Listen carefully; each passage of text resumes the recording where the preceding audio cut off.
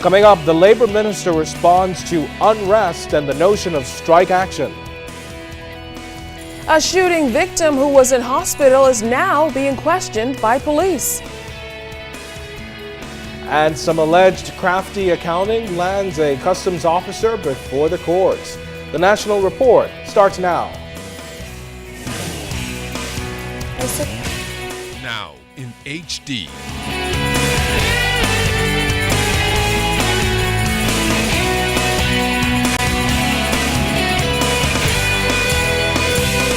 ZNS Network presents The Bahamas Tonight. This segment of the news is brought to you by BTC, powered by Lime.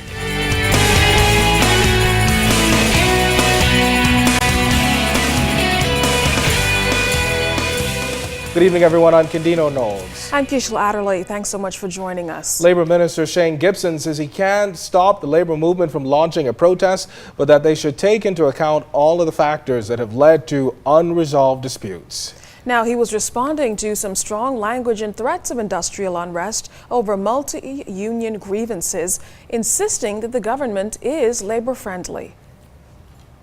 Labor Minister Shane Gibson says unions who have labeled the Christie administration not labor-friendly aren't fighting fair. The National Congress of Trade Unions raked the government over the coals Wednesday, accusing it of broad disregard for industrial contract provisions and hinted at strike action.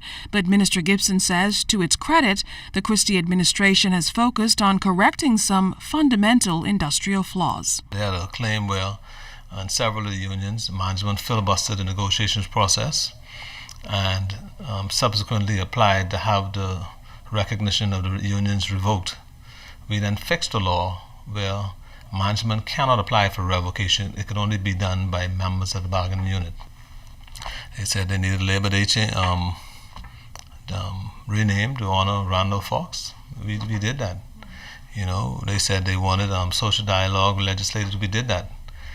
We have the health and safety regulations we're about to table in Parliament where there are many breaches to the Health and Safety Act, and we are about to table those regulations. But many of the unions are speaking to specifics, like outstanding payments to teachers, the Bahamas Air stewardess fighting termination, and BEC's protest of changes to its benefits. Gibson says, however, there isn't widespread industrial unease, and that the unions must acknowledge process. The issue with the teachers, it may be somewhere between $3 and $5 million that we owe teachers, right? Once we reconcile each individual account and we see where they owe the money, then we'll take steps to pay it. And so I think it's just going through the process now. Speaking to the police, Gibson says he can't dismiss criticism over the impact of extended hours, but strictly considering the labor laws, there's no breach. When we review the act, we don't see any way where the police force is breaching that portion of the act. But in terms of the mental stress and the physical stress, they may have a case there, I don't know. But I think they should advance that to the proper authorities, I'm sure. Now, Gibson says he's open to conciliation with the NCTU. He says he can't stop a strike, but he nor the unions can change the big picture. Deserve improvement in benefits, but we are not in the financial position to do it at this time. Years gone by, employees got increases in salaries, improvement in benefits, and that was commensurate with the state of the economy at the time. Times are different, so it's not that we don't want to pay it. It's that the money is not there to do it at this time. Government expenditure, we try to contain it.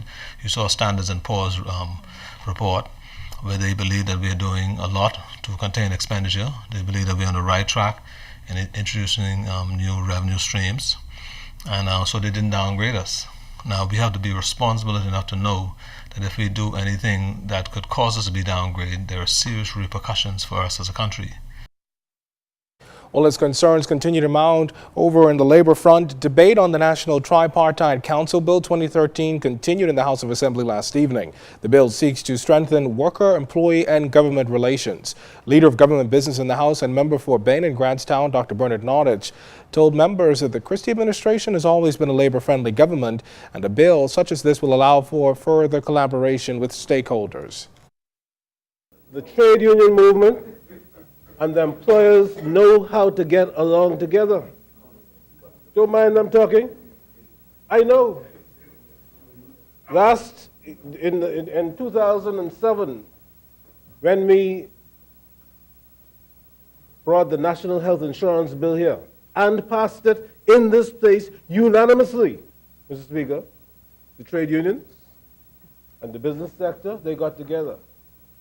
Trade unions wanted health insurance, but they didn't want national health insurance so that everybody else could get what they could get. Meantime, opposition leader Dr. Hubert Minnis, during his contribution to the National Labor Tripartite Bill, reminded parliamentarians that the bill is quite similar to a program the former administration had in place with the collaboration of stakeholders and the International Labor Organization. Was discussed in March of 2000, Mr. Speaker. And, Mr. Speaker, at the forum, the work there was centered around hospitality, around business, around utilities, and around public sector. But the Tri-4 forum at that particular time, Mr. Speaker, was to promote and encourage dialogue between the employee, the employer, and the government. Because we recognize that if you had a friendly environment and communication between all, we would have a better outlook and a more friendly labor relations, so as to decrease the problems that one faces in terms of industrial unrest. The man shot in the leg during a home invasion that his reported girlfriend and her daughter did not survive is now being questioned by police in connection with the incident. The 34-year-old was treated and released from hospital, then turned over to police. He joins a suspect who was arrested just a short time after the murders of 35-year-old Vera Berry and her 14-year-old daughter Indiana Forbes at their Woods Alley home early Wednesday morning. Accused murderer Angelo Brooke Ramming closed his case today after his defense witness, who was expected to testify via video link from Grand Bahama, was a no-show. Ramming is accused of the brutal murder and armed robbery of Freeport pastor Troy Seymour back in November of 2006. He's denied the allegations. Meantime, the prosecution has already closed its case, and both sides are expected to make closing submissions tomorrow before Justice Carolita Bethel. Roger Thompson and Algernon Allen Jr. are prosecuting the case. Ramming is defending himself after firing his court-appointed attorney a few days ago. 28-year-old Customs Officer Purpal Curry was granted bail today after pleading not guilty to 25 counts of fraud-related charges. Court papers show that between December of 2010 and May of 2011, Curry defrauded the government of $73,000 worth of customs duties. He allegedly made false entries into the customs automated system, which he maintained at Customs on Thompson Boulevard, by showing that the calculated rate of duty on the valued goods, which were mainly used cars, was lower than it actually was. Curry was granted $35,000 bail with one surety and ordered to surrender his travel documents. The case has been adjourned to November 12th. Attorney Ian Cargill is representing Curry. A $26,000 drug bust has landed a pilot in jail tonight. The 19-year-old and two other men, ages 28 and 39, were arrested at the Lyndon International Airport around 1 o'clock yesterday afternoon. Officers from the Drug Enforcement Unit, acting on information, conducted a search of a private charter that had just arrived from North Andros. Well, it was during that search, officers uncovered a black travel bag containing 26 pounds of suspected marijuana.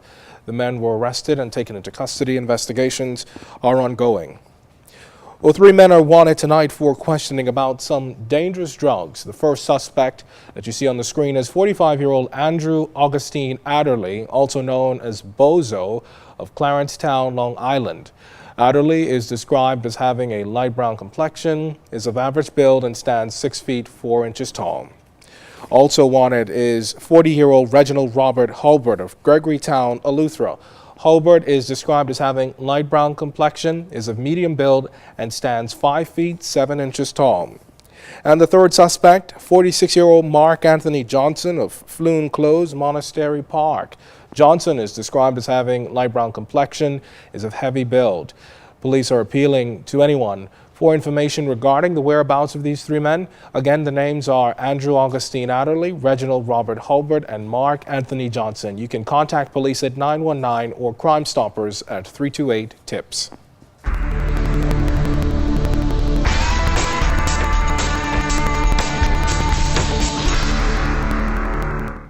In our first look at weather, the tropics remain quiet again this evening, but outside of our studios, we have partly cloudy skies, temperature 81 degrees, your relative humidity 79%. Winds are out of the east-northeast at 3 knots, barometric pressure 1,013.0 millibars, that's 29.91 inches, and it is steady. But stay tuned, temperatures around the Family Islands, travel and boating forecast is still to come. A major Junkanoo dispute is brewing. We have the details straight ahead. And tomorrow night, the Nassau City Opera will put on a concert you won't want to miss. You're watching The Bahamas Tonight.